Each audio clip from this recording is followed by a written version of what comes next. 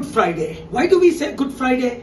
Because 2000 years ago, Jesus came to this world being a God, the Son of God, died on the cross of Calvary for your sins, my sins, for the sins of all humanity that include 1 billion Hindus, 1.4 billion Muslims, and the rest of the world. It's not just a Christian God.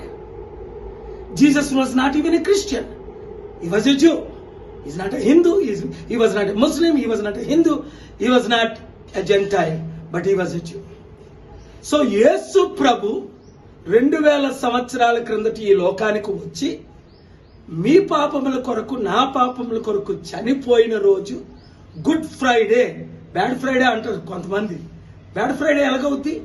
ఆయన కార్చిన రక్తము ద్వారా, ఆయన చిందించిన రక్తము ద్వారా మీ పాపములకు నా పాపములకు పరిహారం, రక్త ప్రోక్షణం అవశ్యం. పరమాత్మైన పుణ్యదాన బలియాగం, సర్వ పాప పరిహారం, రక్త ప్రోక్షణం అవశ్యం. తద్రక్తం పరమాత్మైన పుణ్యదాన బలియాగం. చూసారా, యేసు ప్రభు అందరికీ దేవుడని రుజువేంటి? మానవులందరికీ 850 కోట్ల ప్రజలకు, 100 కోట్ల హైందవులకు, 140-50 కోట్ల ముస్లింలకు, 260 కోట్ల క్రైస్తవులకు, నాస్తికులకు కూడా. కనుక ఈరోజు గుడ్ ఫ్రైడే అంటాం.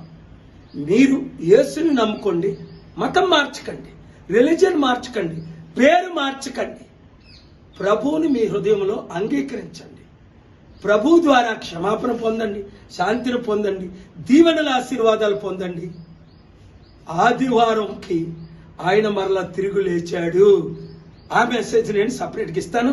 మీడియా మిత్రులందరూ ఈ వీడియోని షేర్ చేయండి. అందరూ దీవెనల ఆశీర్వాదాలు పొందండి. Thank you very much. Once again very good Friday.